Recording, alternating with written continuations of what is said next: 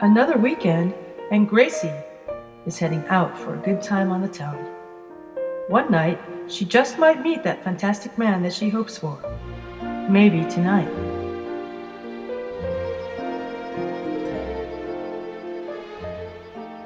Gracie, did you clean your room?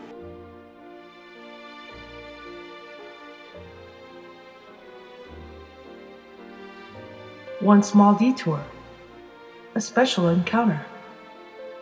Oh, what a sweet animal, she thinks to herself. Somebody must have lost him.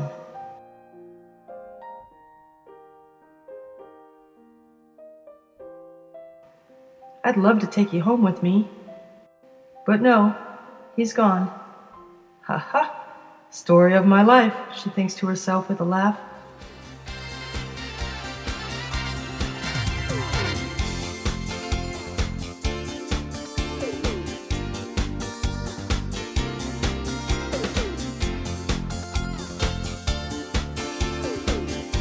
Wow, what a sight. Now here's a man.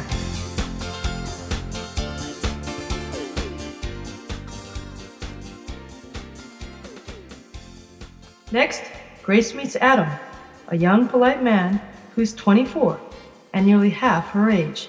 He tells her that he was trying to get up the nerve to meet her and that she seems to be just what he's been waiting for. He actually likes the idea that Grace is old enough to be his mother. All of the girls he's been meeting are just too immature for him.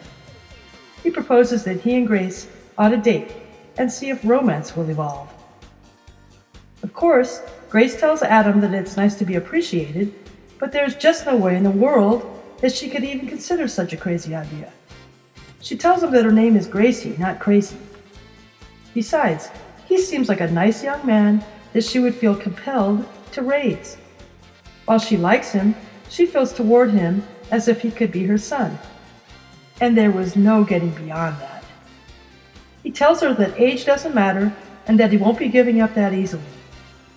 Grace feels let down that this experience is happening to her again. She says goodnight. Grace really loves men and would even love to have one of her own. But the ones she needs just seem to be the wrong ones. Hey, honey, are you going north? So she tries her luck at another bar. This time, there are men in uniforms standing around the bar. Again, they are too young for her. Nevertheless, they are celebrating their graduation from Air Force Fighter Squadron Flight School.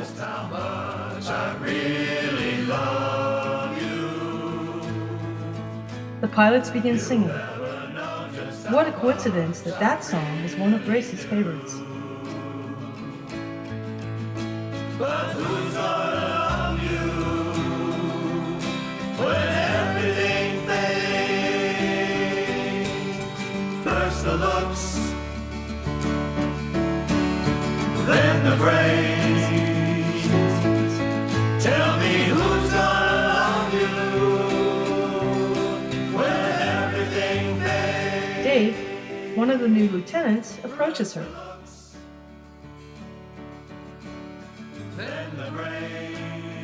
Grace thinks to herself, what a fine group she's found tonight. The young men around her are just great.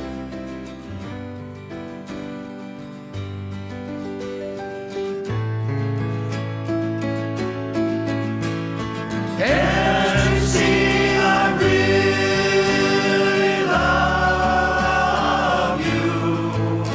And spring. She secretly thinks to herself, if only there were one instructor pilot here that would be single, about her age, and available, and interested in her. Nope, for Mr. Wonderful still is not here. Grace feels the need to thank God for the fantastic evening she's had with the Air Force graduates that night. She begins, Dear God, thank you for the terrific time that I had tonight, and for presenting these fine men for me to meet and spend time with in the bar. All of us had a great time tonight. If I could make one improvement though, I would have had a nice, handsome, older instructor pilot there for me to get to know. that frightens you away. While I'm asking you, God, It never well, stops. please just bring me that very nice man. A fear you've always known. He should be 6'2" with eyes of blue, just as handsome as can be, and he should have an exceptional brain. All is lost in clouded thoughts. And of course, he should be about my age, single, humble, and available, and he should find something good in me. God, you know I can't seem to do this on my own. I need your help, so I'm asking you. In Jesus' name, Amen.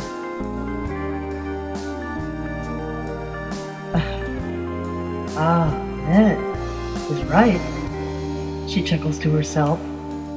Heading for home and sleep, she calls out, "Oh, and by the way, you know how I love the name Jack."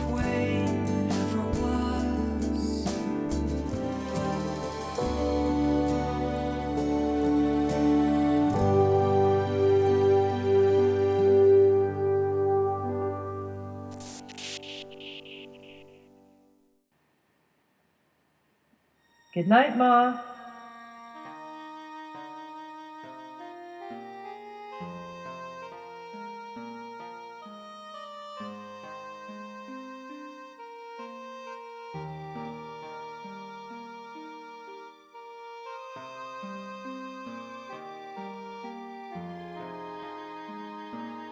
Sipping her ice water, a feeling comes over her.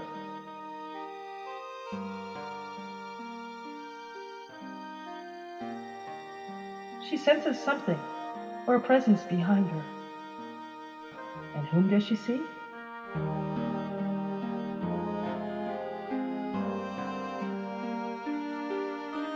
Grace sees him standing there and thinks, wow, what now?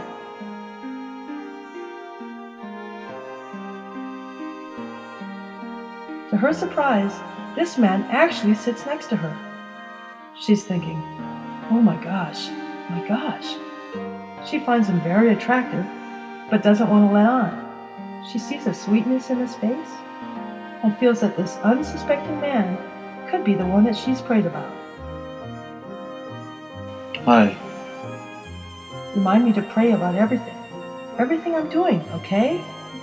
What? Never mind, says Grace. Getting up the nerve, she asks him, you wouldn't happen to be stationed at the Air Force Base, would you? Well, yes, I would. I'm a pilot there. Grace hears a quality in his voice as he speaks. You wouldn't happen to be an instructor pilot there, would you? Well, yes, I would. But how do you know this? Grace looks into his eyes and feels like she doesn't want the moment to end. Are you okay? Grace sighs. It's a long story. Just had a feeling about it, that's all. Well, pardon me. I'm a little beside myself. I'm Grace Summer. Troy Jackster. But my friends call me Jack. Grace thinks to herself, Amen.